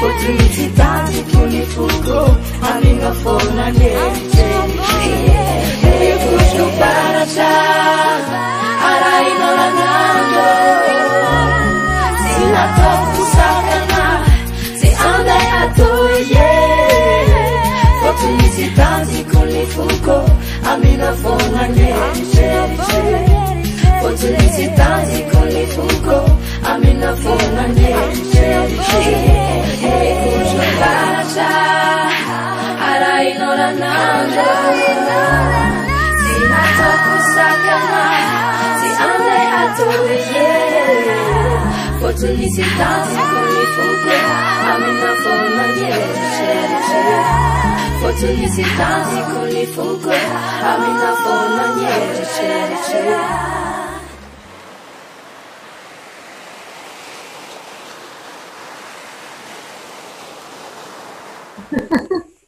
E na tia rehefa to Jackie dia be patsiaro be mpiaraba Zany ve? Arabaina hono tratry ny tsingeritoana nateranao anao dia teneniny aingina be amin'ilay hirana izy izay atolony anao atolotra rasolona ho anao zany na izy fotsiny ara sy ireo mpiaino rehetra eto mpiaino any Gasikara Francis Turbo sy Précieux dia mamerina fanasotra ihany ateo ary mbola mamerina ary ohatrany ho anaty daholo ny manirandroany zany vedety ianao dia misaotra anareo dia makasitraka anareo amin'ny fiarabana ao koa moa ato amin'ny Joely sy Zolo sy Victor koa dia niaraba dia fisaorana be da be natolotra ho anareo rehetra moinje benina ihany koa avy marina zany tsy aty misaotra reny tompoko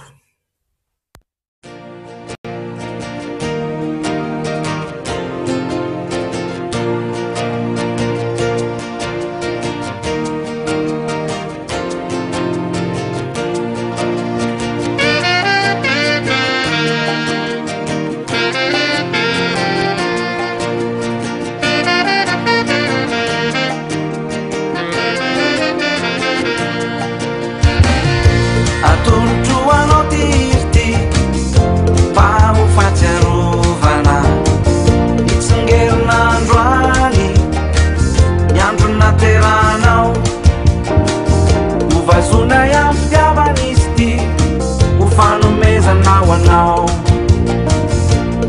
arapanao atrany fa misy akama fony anao arapainao ary akama fa fetinao androany mifalia milavoa fa sambatranao arapainao ary nama fa refobe anio mifalia madiza arapaina katofitsingerena tao anaty ranao ianao arapaina katofitsingerena tao anaty ranao ianao arapaina katofitsingerena tao anaty ranao ianao arapaina katofitsingerena tao anaty ranao ianao ry akama arapaina katofitsingerena tao anaty ranao ianao arapaina katofitsingerena tao anaty ranao ianao arapaina katofitsingerena tao anaty ranao ianao arapaina katofitsingerena tao anaty ranao ianao ry akama arapaina katofitsingerena tao anaty ranao ianao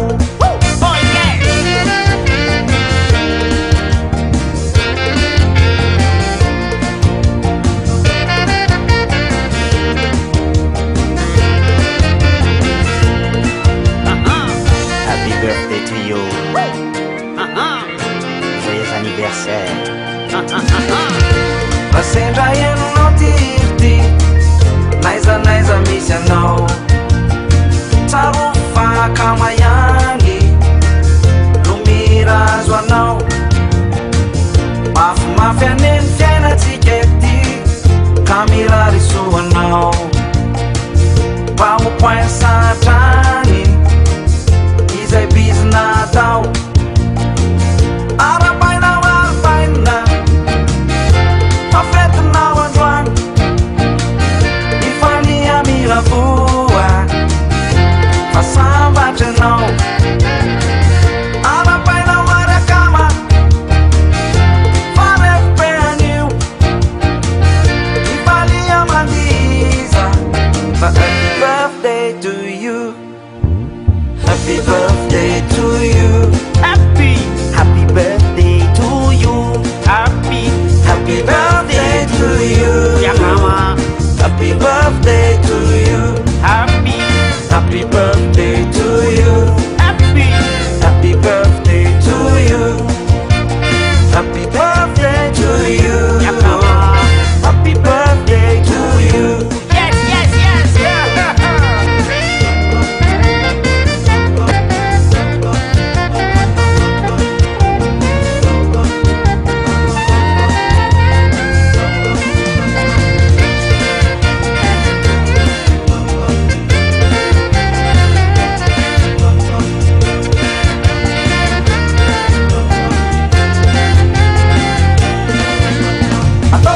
Fatugan fet, fenom fetet Spis greu, spis bet, fatofun ret Spis zal, famiara, fat, newan, gal Spis bera, faniversera, pecarul, vera Yes, sir!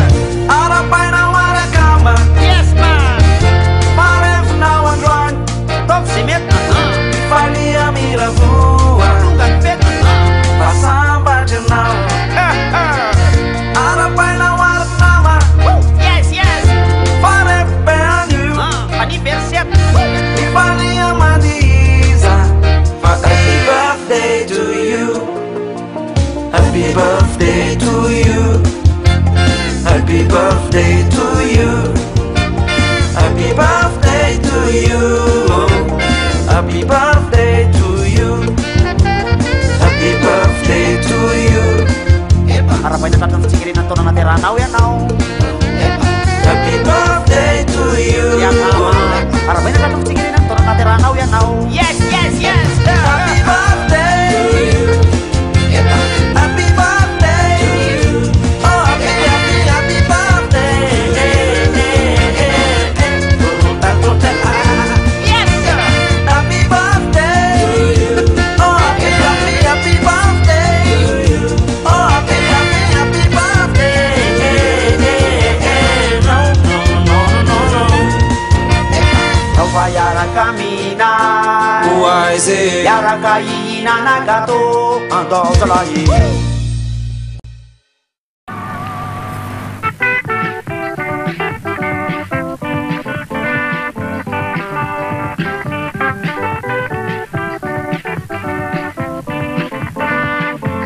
Casarino Saho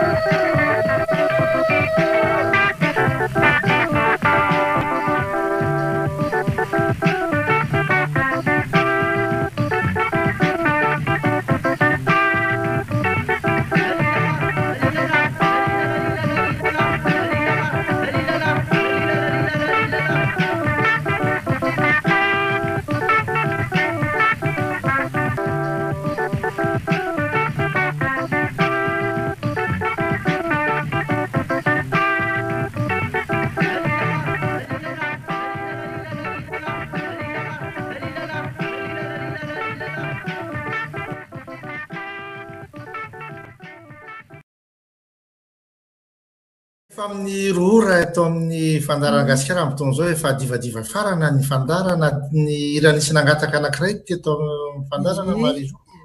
Zay indrindra alohan'ny hanolorana ny lera dia mbola misy niampy kely tamin'ilay mbola anniversaire ataondra Matozaky Julienne. Miantso mihitsy izy fa tsy mety mahazo anao amin'ny studio fa miantso mihitsy izy fa izy mbola any ambanivolo zao fa dia joyeux anniversaire hono. Dia misaotra indrindra ary mbola mamerina fisaorana be da be mitafotafo aminareo fa sao dia mampitomany aheto manino?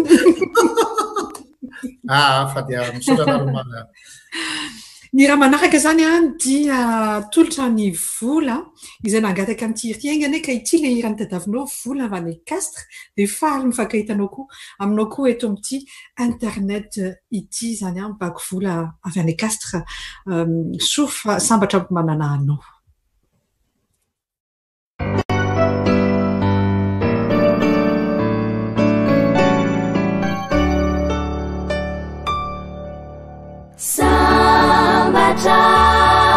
Ufama nanana haruku tukiku fialufana uai nanda uai aziza lechiza ampiwai hiana sabsimbana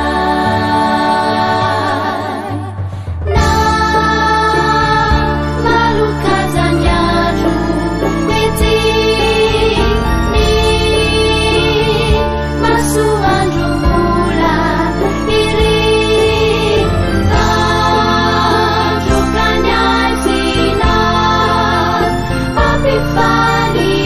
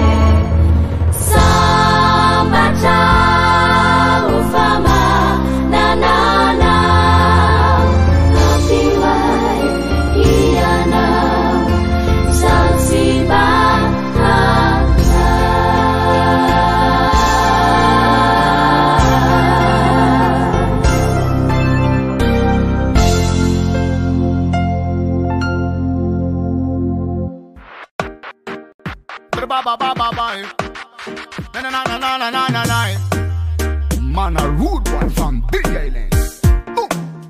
Vadiko azamasiaka Achikarwe mazamachiaka Chitunga la fachani za umaringi Anotanzeli azamudi faningi Ekuzabira tajia vinowe Sarabika tara toji sarasore Mahemandu kimangata nowe Misandi karapupe Asquato amino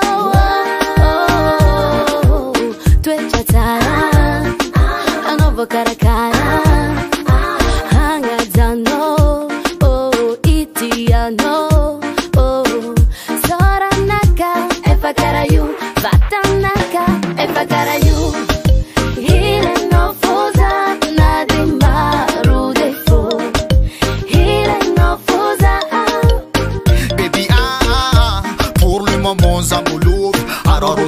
Bad man, bol la louf. Non, pour le moment, Zambolouf. Alors, on te dit un bad man, bol la louf.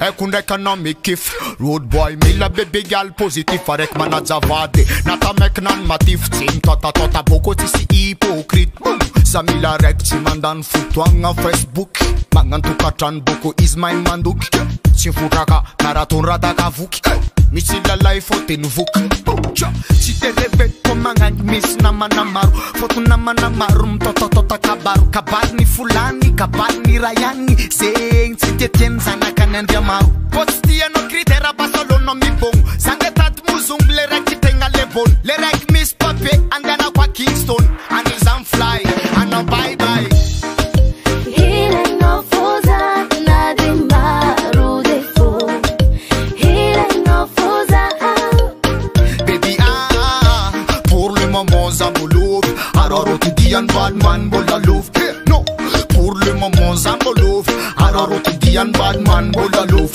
Azamanan de vava fano sulo kwafa Zawane mora ma azlelai Ti parfait famisra tiano amnakai Alu fanaraka alu watati kamilam Baby girl kontribe guzo tim tam tam Atava tota na fabu baka kunangan Nena no ma efa basta na yon lava van Kumboka bani fita vanaza tim sang Hila no foza na de maru de fo Hila no foza Baby pour le moment Zambolov Alors on te dit un bad man bol la louf Non, pour le moment Zambolov Alors on te dit un bad man bol la louf Hila no foza na de maru de fo Hila no foza Baby pour le moment Zambolov Alors on te dit un bad man bol la louf Non, pour le moment Zambolov Alors on te dit un bad man bol la louf Zafa vol bébé, tof no toko profil Bekatis baby gala me til Zafa vol bébé, tof no a profil Bekatis baby gala me til Yes baby zafa vol Kopta no ka color, sis no road princess Kaita no kamko, sno kuis ka titi confess Ata no colors fan ko Sno baby, no vien puka Look it's good Rata kilo ruiko Rata kilo ruiko Rata kilo ruiko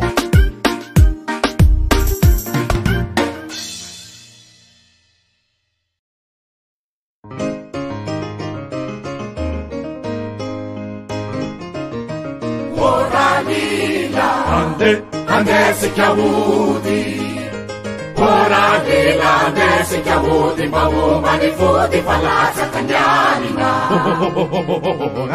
Trafa finiando mi seta cazzi Che ne parla nell'offi Anzi che ora si lai fa Culla di drama na fuffia Ulu mi zizu di lai Tu prima su una rete na tetto Migliano non canta ti reni panai Ma na corte mi sento Ora lila Ande si chiavuti Ora lila Ande si chiavuti E nuri malala ti fezzo patala Si che poco manina I chiacchi mazzi na lana C'è buona na tegna mignando Ci mamata canina e ni farina Ma piti ciavuti si refonando Azzuzza ni reni che arravi na mai non si rilaie ireo ranomaso no sisa tovozy namono tsy aye oralila andesika ody oralila andesika ody ehenera lehila ratia filafihila andao aty tatanako andao tafito iny ehetrakajo orkapohotrakire ifahihiakavanako iazina pamba sy majepizepy nise totsorero enosany totrokare mampanite hemorokare hiva mifeotry mope mivoaka ire mikandeha nativa oralihila oralila andesika ody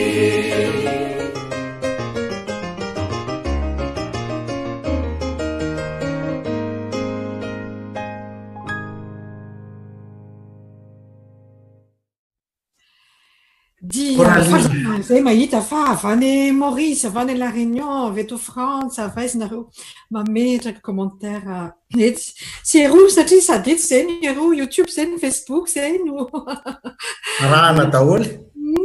Dag Radio Centre zay ny tikb.fr zay ny Gasikara zay izy daholo sa. Enjehana daholo avokoa ny commentaire indrindra moa fa misy manaraka aminay amin'jama hono. Arahana amin'jama hono zany le firaretsoanao teo le Batrodrake dia ny firaretsoanao Gasikara ihany koa. Malefaso aty le jama re, malefaso aty le jama mba iarahana efa elaela ny tsy nahita jama zany.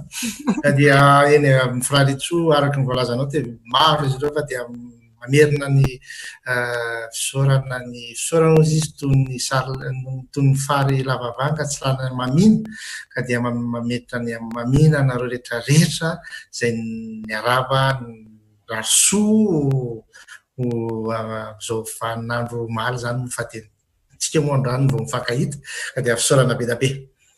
Alombe kosa ve tsy mba sa moa 20 taona izy teo? Misy namana raha zay milaza hoe 20 taona dia io zany efa lôlona be mihitsy. Ampitomboy 3 eny. Aiza. Eny ara rimpinajaina fa dia vazivazy mahafinaritra daholo zany rehetrarehetra zany fa dia hoy zay tety hoe aloha zay ody.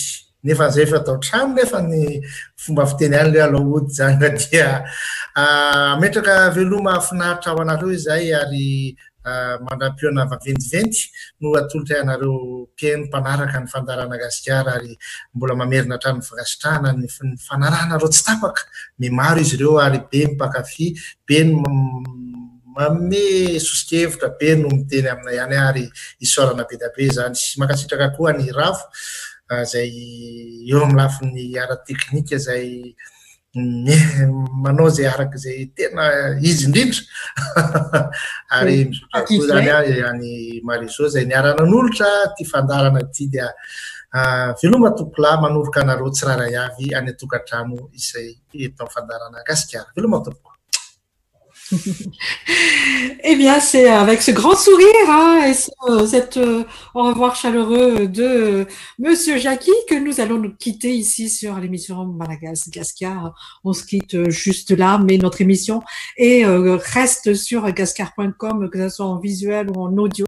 Bien sûr, rediffusée aussi sur tikb.fr et vraiment un grand merci aussi à Ravois d'être là toujours pour le soutien technique.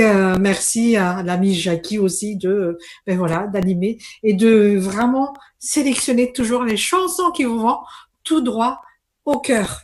Merci à l'équipe Aqualour qui a partagé avec nous ici la campagne pour le rapatriement. Faites passer le mot parce que ça peut aider nos compatriotes aussi. Si vous voulez réécouter l'émission, c'est sur gascar.com et sur aussi bien sur audio que sur vidéo. Bonne semaine à tous et nous vous quittons avec quoi déjà, Jackie? On va bouger un peu. Oui. C'est une des tubes préférés aussi. Bon, j'en profite un peu pour moi, donc je me fais plaisir. Bon, voilà, et ciao, ciao. Restez barrière de distance et prenez soin de vous. Ciao, ciao. Ciao.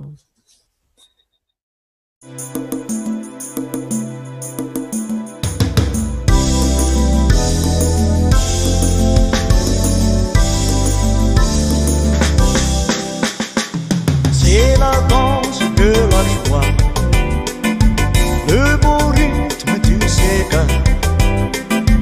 Quel que soit votre pays, dans le Sega, soyons amis. Suis la rythme sans souci, adapté à tout pays. On ne peut pas l'oublier. Allez, allez, il faut danser.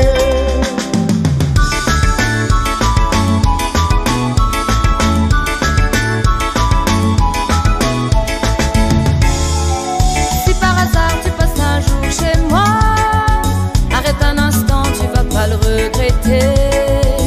Maman Patrick, goûtez un peu café. Café la petite, ta pense à moi.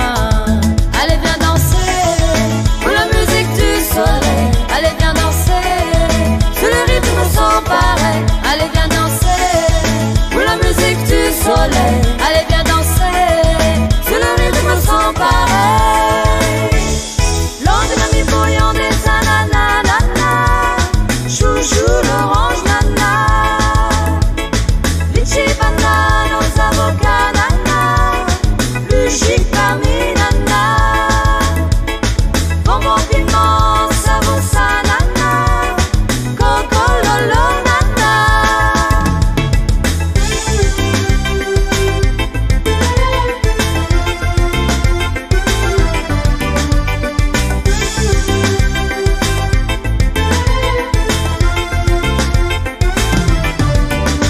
Maman dans la case, ça m'y va bien. Maman dans la case, ça m'y va bien. La misère dans la case, ça m'y va pas. La misère dans la case, ça m'y va pas. Allons danser, un petit cigare. Allons danser, un petit cigare.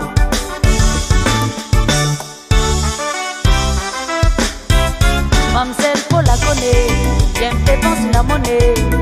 Monsieur Polo pas content, ça y durera pas trop longtemps. Monsieur Polo mon noir, on y arrive tous les soirs. Chapeau en bien sur la tête et mon lit, wali comme pépé. Mamselle Paula les faux, si bateau la rentre au port. Pas de carré sur la rate pour quelqu'un moyen fait parade. Monsieur Polo couteau, si Mamselle Paula monte à bord. Il est bon pour sème la panique, il faut que la police y rapplique. Oh, Mamselle Paula, la reine d'Ampola, tout même qui est plus jolie. Oh, Mamselle Paula, mettre sa poste à l'icône, il va la saouler. Oh, Mamselle Paula, la reine d'Ampola, tout même qui est plus jolie. Oh, Mamselle Paula, mettre sa poste à l'icône, il va la saouler.